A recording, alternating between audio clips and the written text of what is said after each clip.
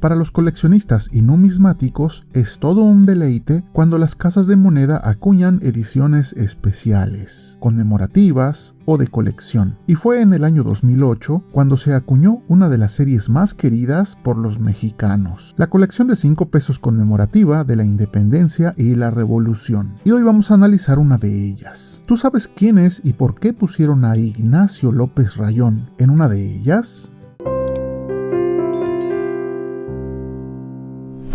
Como podrás ver, esta moneda que tenemos hoy es la versión en acabado espejo, recordando que hubo 3 versiones de esta moneda. La de acabado común, que fue puesta directo en circulación, otra versión también en acabado común pero vendida por el banco en coleccionadores, y una tercera versión que es esta en acabado espejo, encapsulada y vendida en una caja donde venía la colección completa. Y como verás, vale muchísimo la pena tener este tipo de piezas porque están de inicio muy bien cuidadas, el acabado es mucho más atractivo y sí recomendaría en lo posible buscar este tipo de colecciones.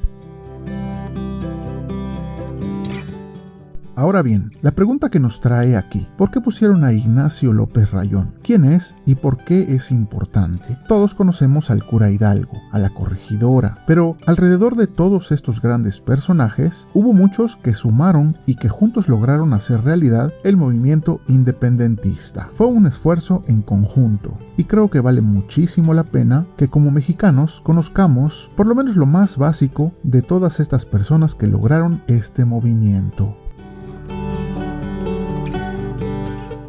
Ignacio López Rayón fue un insurgente mexicano, secretario del cura Miguel Hidalgo y Costilla, y que encabezó el movimiento de independencia de nuestro país a la muerte de este. Nació en Tlalpujahua, Michoacán, el 31 de julio de 1773. Estudió Derecho en el Colegio de San Ildefonso de la Ciudad de México, donde se graduó en 1796. En 1810 se unió a la insurrección comandada por Miguel Hidalgo, con quien se desempeñó como secretario particular. Tras la muerte de Hidalgo en 1811, López Rayón se convirtió en el principal líder del movimiento insurgente.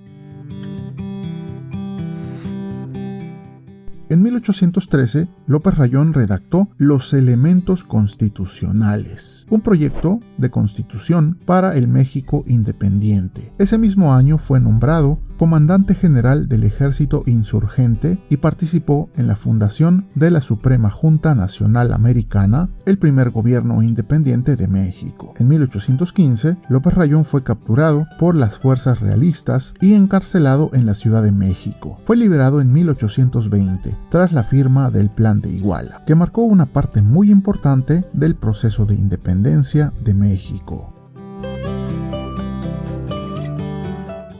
Tras la independencia, López Rayón ocupó diversos cargos públicos, entre ellos el de intendente de San Luis Potosí, diputado del Congreso Constituyente de 1823 y comandante militar de Jalisco. Murió en la Ciudad de México el 2 de febrero de 1832. Y por todo esto es que se considera a López Rayón uno de los héroes de la independencia de México. Su papel como líder del movimiento insurgente fue fundamental para el éxito de la lucha por la libertad.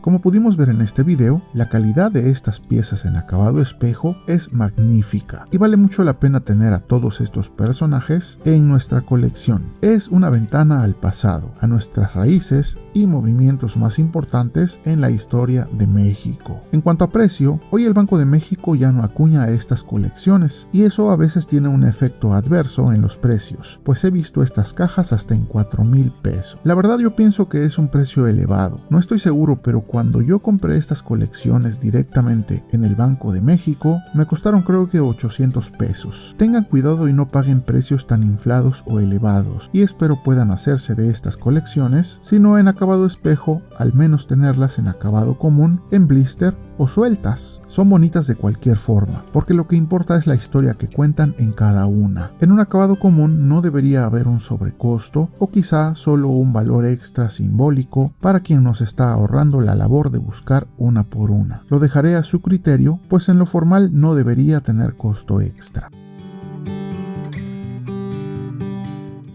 Quiero comentarles que iremos viendo todos los personajes de estas dos colecciones en estos días, pero los iremos intercalando con las monedas de los estados, tanto primera como segunda fase, e incluso por ahí iremos viendo una que otra moneda de las de Chapultepec, las cuales solo pude conseguir las de bronce.